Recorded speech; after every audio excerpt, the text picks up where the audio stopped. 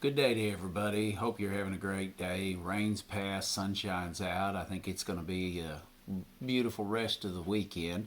Hope that you can make the best of it, even though you're staying in. Maybe sit out on the porch and enjoy some of the sunshine and just the quietness.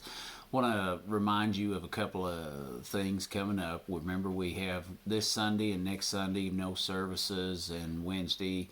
Also, what we're looking at is probably the first Sunday we'll be back together again will be Easter. Not sure what we're going to do with that one. If the quarantine hasn't been lifted, we're looking at maybe doing something outdoors, the drive-in style, something like that. So hang in there and we'll see what we can come up with. We'll keep you updated on the Facebook and the web page both. Also, the question has been brought up, what about our offerings, sending in our tithes? We want to encourage you to still do that. Just because we're not able to meet doesn't mean the work isn't still going on for God. Mail your tithes if you want to. Lee Choir Baptist Church, 30079, Highway 31 West, McCurtain, Oklahoma, 74944. That will be on Facebook and webpage also, or just slide it under the door at the church, which is kind of hard to do because there's not much of a crack to do that in. Hope you've been keeping up with us on Facebook, trying to do 3 devotions a week, just 2 to 3 minutes long to give you some encouragement. But what I want to do this morning is share a message with you about perseverance. Are we going to make it through this? Is this the end? What happens next? All of those things. So when we talk about perseverance, I have been thinking about it, and you know what? We're going to make it past this. We're going to get through this. It's definitely a difficult time, but we will. And I was reminded, when you talk about perseverance, probably in the Bible, the person that reaches out to me the most, that just jumps off the pages, has got to be Job. Job is a man who persevered through some of the most difficult trials anyone could ever imagine. But he hung in there and he made it. Job was a just man. He was a righteous man.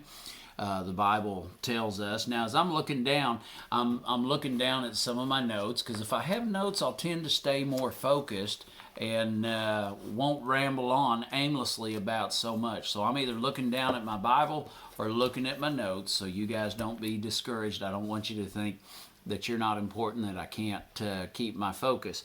But when we look at Job, we see his resolve and perseverance. And even with us, this time we're going through, how do we persevere through this? How do we do it? And I was thinking about that over the past couple days, and there's 3 things that I noticed that come up with perseverance. How do I persevere? Well, when you look at the life of Job, I see 3 things. What is the first one? The first one is a steadfastness. You have to have a resolve. I am going to stay steadfast. I'm going to stay the course. I'm going to hold on to where I'm going. I'm not going to lose sight and venture to the right or to the left, one way or the other. I'm going to keep my focus on where I'm at, on making it through this, on staying quarantined, on staying healthy, on washing my hands and using sanitizer, something as simple as that. But keep a steadfastness. You know, in my vehicles, I have got antiseptic wipes in my pickup whenever I go into a store to get groceries or buy gas at the filling station. I have those wipes so that I can wipe down the pump handle and clean my hands after I am done. I have a resolve to get past this. There has to be a steadfastness. I'm not going to let down my guard. Job did that very thing. He would not waver in his faith. He would not waver in his commitment. And you know, when you look at the life of Job, his wife even told him, after he'd lost everything and now illness has hit him, he said, "Why don't you just curse God and die?"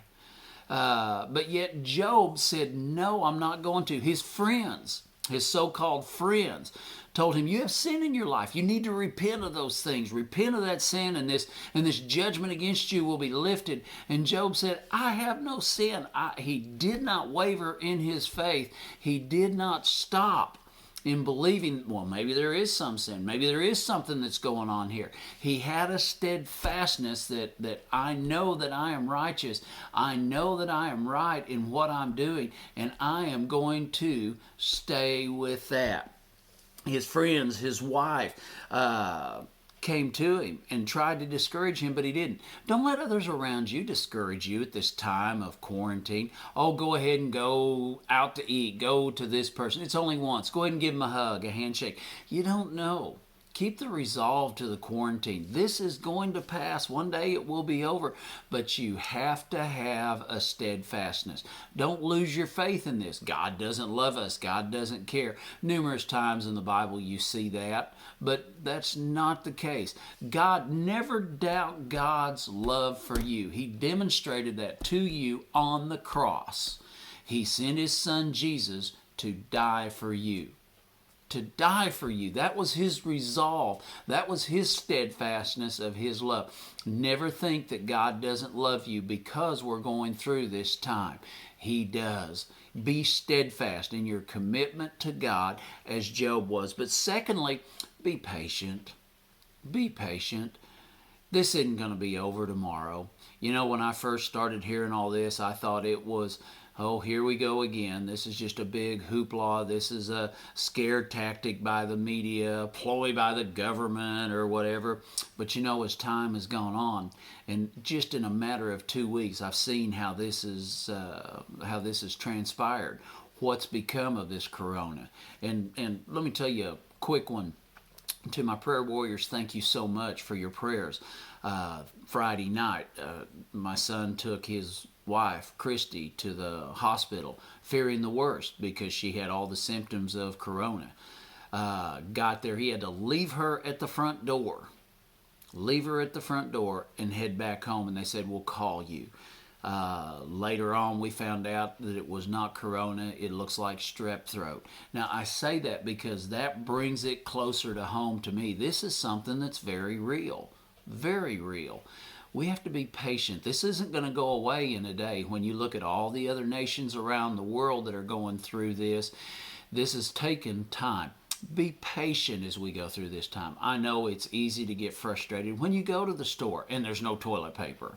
When you go to the store, there's no potatoes. When you go to the store, there's no canned tuna, Spam, Vienna sausage. We sit here and go, really? And it's so frustrating to us. Be patient through this. When you can't get in to get a prescription, when you can't get in to see a doctor, when you can't, there's so many cans that are there, but my God is bigger than this virus. And I have to be patient and wait this out. I have to stay at home. And in the last week, I have spent more time staying at home, making myself stay at home instead of being out in public. You have to do the same. We have to be patient. You know, when you think about Job, he didn't rush this. We don't know how long a time frame this took place with Job. We know in this time he lost in one day. As a matter of fact, I want to read this to you in chapter 1. It talks about Job. It says, now there was a day when his sons and daughters were eating and drinking wine in their oldest brother's house, and a messenger came to Job and said, the oxen were plowing, the donkeys were feeding beside them. The Sabaeans raided and took them away. Indeed, they've killed all the servants with the edge of the sword, and I alone have escaped to tell you. While he was still speaking, yet another servant came, and he said, the fire of God fell from heaven and burned up the sheep and servants and consumed them, and I alone have escaped to tell you. And yet while he was speaking, another servant came and said to him, the Chaldeans formed 3 bands, raided the camels, took them away, and yes, killed the servants with the edge of the sword. I alone have escaped to tell you. And yet while he was still speaking, another servant came. He said, your sons and your daughters were eating and drinking wine in their oldest brother's house, and suddenly a great wind came and arose from the wilderness, struck the 4 corners of the house. It fell on the young people, and they are dead. I alone have escaped to tell you. When you look at all those tragedies, how would you react to that? Yet Job was vigilant. He says this, he arose, shaved his head, fell to the ground, and he worshiped God, and he said, "Naked I came from my mother's womb, and naked I will return there. The Lord gave, and the Lord is taken away. Blessed be the name of the Lord." Job never renounced his faith because of that steadfastness, and he held true to his commitment to God through a great patience. Can you imagine having to listen to your friends telling you you've done something wrong, you've got this in your life, when you know in fact that you have not? And not once, not twice, 3 times the friends through 3 sets of dialogues with him, and then another younger one comes up and has a dialogue telling him all the things that's wrong in his life. And yet, knowing that that's not true, Job patiently endured. Yes, he did confront them. Yes, he did rebuke them, but he never lost his patience. Guys, be patient through this. But then thirdly, I want to say this. You have to have, first, a steadfastness, second, a patience, but third, you have to have faith. Greater is he that's in you than is in the world. When we look at faith, faith is a substance of things hoped for, things not seen. We have to be faithful. God is just, and he is going to be the one to get us through this. I look at some examples of faith in the New Testament, and I love Lazarus. After he had died, Jesus, 4 days later, showed up. Martha had an encounter with him on the road. And he tells Martha, "Your brother Lazarus is going to rise again one day. You'll see him again." And Martha goes, "Oh, I know, Lord." This is John chapter 11. "I know I will." Because in the resurrection, she believes in the resurrection. Jesus looks at her and he says, "Martha, I am the resurrection. I am the life. He who believes in me will not die." And then he closes that and he says, "Believeth thou this? Do you believe this?" And she said, "Yes." Do you believe that God is big enough to get you past the coronavirus, get us through this time?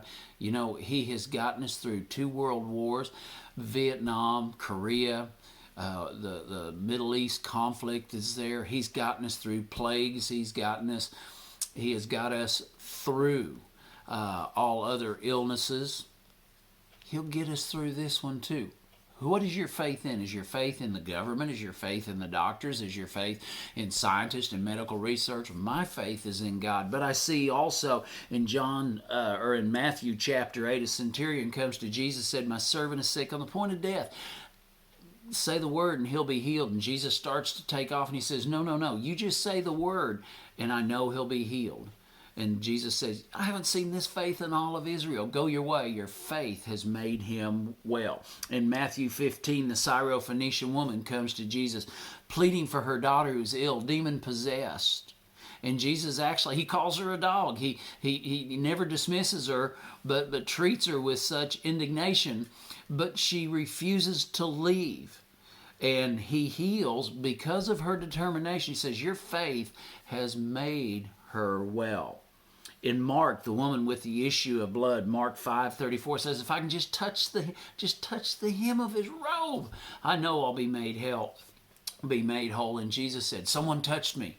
I felt the power leave me." And the disciples are like, "There's hundreds of people around you. How do you know someone's touched you?" He said, "I felt the power leave me." And the woman says, "Yeah, it was I." And he says, "Your faith has made you well." Hebrews tells us, without faith it's impossible to please God, because anyone who comes to God must believe that he exists and he rewards those who earnestly seek him.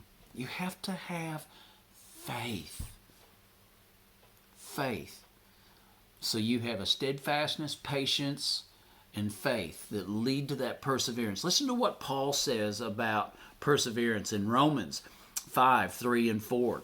He says, "And not only that, we also glory in tribulation, knowing that tribulation produces perseverance, perseverance, character, hope, and hope does not disappoint." Did you catch that? Tribulation produces perseverance. We are in some turbulent times, and this isn't tribulation. It is an uncomfortable time for us, but it can produce perseverance. And what does it say? Perseverance produces character. And what does character produce? Hope. And what does hope do? It does not disappoint. See how they're all linked together? Perseverance. But then we read on And we see also in the book of James, chapter 5, verse 11, James says this, indeed, we count them blessed who endure. You have heard of the perseverance of Job and seen the end intended by the Lord, that the Lord is very compassionate and merciful. Mentions Job by name because of his perseverance. Maybe this is what I should have started the sermon with. I apologize for that. But perseverance, because of that, it said he endured. You've heard of the perseverance of Job and seen the end intended by the Lord. He's compassionate and merciful.